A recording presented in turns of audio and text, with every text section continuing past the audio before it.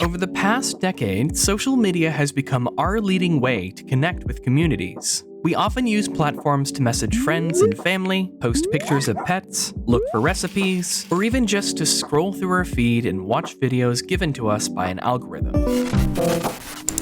Social media has become so common in our daily lives that we often don't think too much of it. When we're sending messages or sharing photos, we trust the corporate systems that make these platforms secure and engaging. These systems can be a team of humans who are hired to moderate content that violates a platform's rules or guidelines. They can also take the form of automated algorithms, which are trained using pre-existing data to recognize and remove content seen as harmful. There has been a growing problem with algorithm technology, one that's only recently shown itself in the 21st century. Intelligent machines are designed and trained after the knowledge of humans, and with this knowledge comes all the hatred for marginalized groups that we've created in our society. This is what's known as algorithmic bias, and it's already hard at work discriminating against users online. This video aims to show how social media algorithms discriminate against users with developmental or physical disabilities. It's because of this bias that platforms are becoming exclusionary spaces where disabled individuals are suppressed and discarded. The video will look at how systemic, deep-rooted ableism is learned by these algorithms, how it influences their practices of moderating content, and how this ableism can be reduced to keep platforms inclusive to disability groups.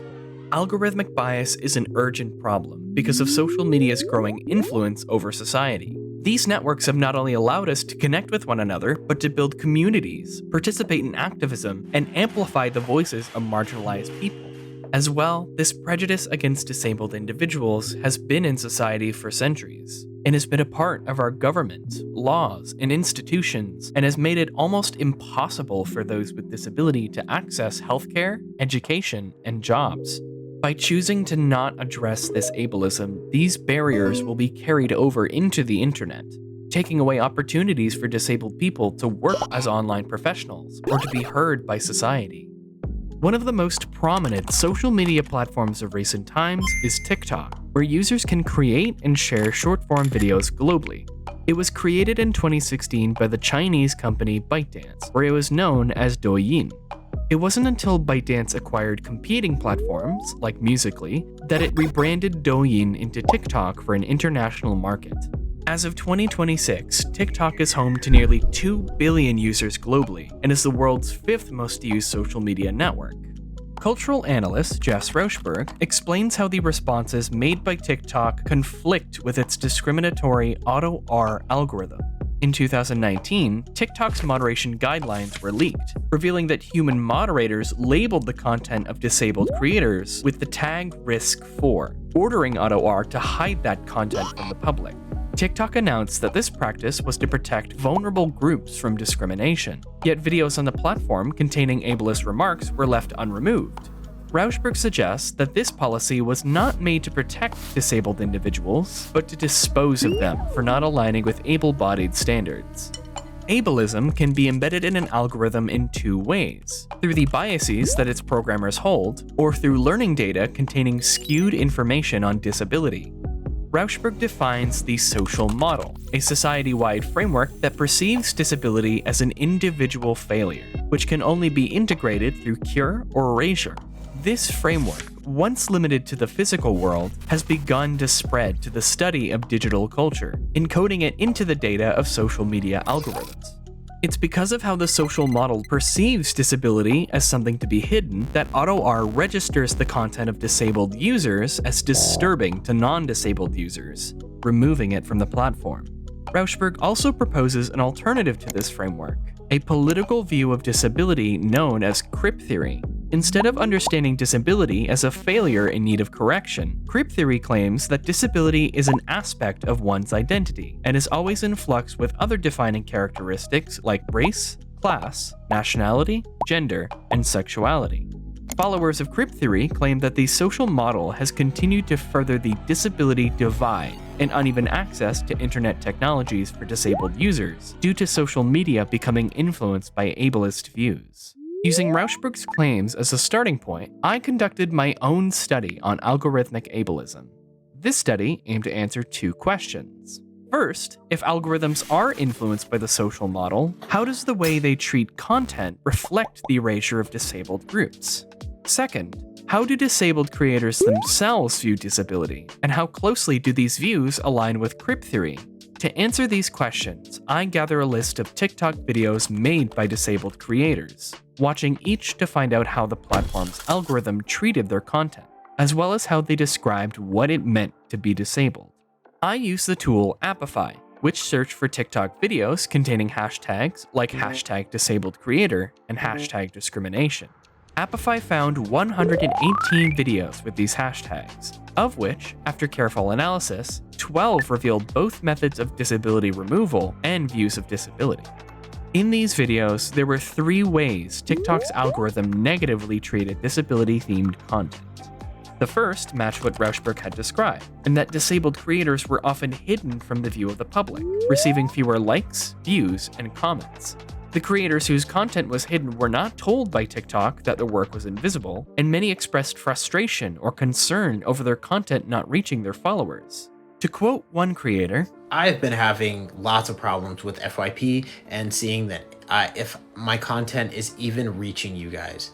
I don't know. For the past month, I have lost followers. I've never lost followers before. I've always gained 30 followers a day." 2 other ways creators were negatively affected were through the removal of their content, or by their accounts being banned altogether. One creator from my research was told by moderators that a catheter seen in their videos violated platform guidelines, resulting in their video being taken down. Even after refuting the video's removal, these moderators did not explain how or why the catheter went against TikTok's terms of service. I was like 100% certain that she would be like, "Oh, like, it's all sorted." Then she just replied to me saying, "Nothing can be done. Your previous videos are still going to get violations. Cover it up or blur it." For creators whose accounts were banned, this occurred with users whose content focused on advocating for disability rights. One user on the platform claimed that they viewed their account being banned as an attempt to silence their voice, and that their experience is also faced by thousands of other people with disabilities. Talking about the realities of being disabled should not be grounds for being banned from an app, especially when that's the reality that thousands of people live with. When examining if users expressed ideas similar to crip theory, I found that 4 creators described disability as part of their identity, shaping their political power as much as their race, gender, and sexuality. One creator in my study expressed gratitude for receiving free products from companies like L'Oreal, and that they felt corporations should support a variety of creators of both color and disability. I think it sends a very clear message to Black women, people living with disabilities, people with ostomies, that we are also included in this messaging. 3 creators expressed that being disabled meant being part of a larger global community, one that mutually supports other disabled people.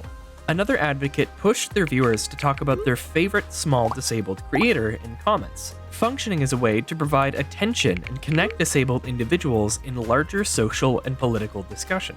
I think there's a lot of disabled creators that are just bubbling under the surface, and they're having really important and valid conversations that aren't getting the light of day in the same way that some of these other disabled influencers or creators are receiving.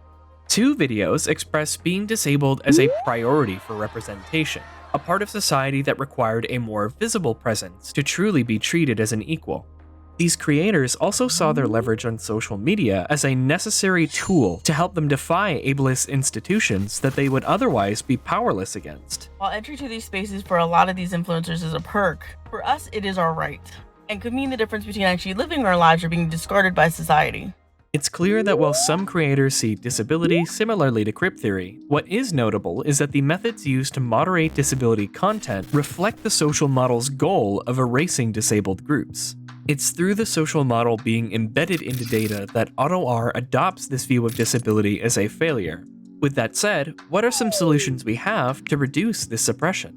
Feminist scholar Chelsea Peterson Salahuddin proposes one solution. She writes that the most common type of algorithm used is the classification algorithm. These systems are trained by humans to recognize harmful content based on specific terms or keywords. Once a harmful post is found, the algorithm enacts a punishment-based approach, removing the post or the creator who made it. It's because of the social model's influence, however, that classification algorithms can't recognize the context of discriminatory terms, often taking down posts about disability, not posts that discriminate. Salahuddin suggests that, rather than imposing punishments, algorithms should use restorative and transformative frameworks of justice. These are alternative models of justice that reduce harm to individuals and encourage offenders to take accountability for their actions. The goal of these models is to resolve larger social inequalities that lead to these harms, preventing injustices from happening in the future. Let's say AutoR finds a post that makes an ableist remark. Rather than deleting that post or banning its creator, the algorithm should prompt the victim on how they feel the harm should be addressed. Some options would include the offender having to apologize for their discrimination, or the algorithm compensating the victim by giving them a boost in platform visibility.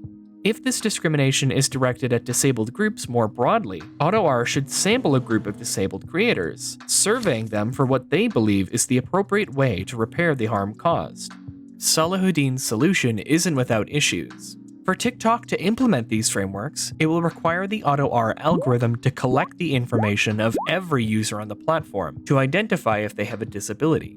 This creates privacy concerns regarding just how much personal information users are comfortable giving to platforms. Disabled individuals also experience hate speech and discrimination in a variety of ways, often determined by other facets of their identity, like ethnicity, class, and gender.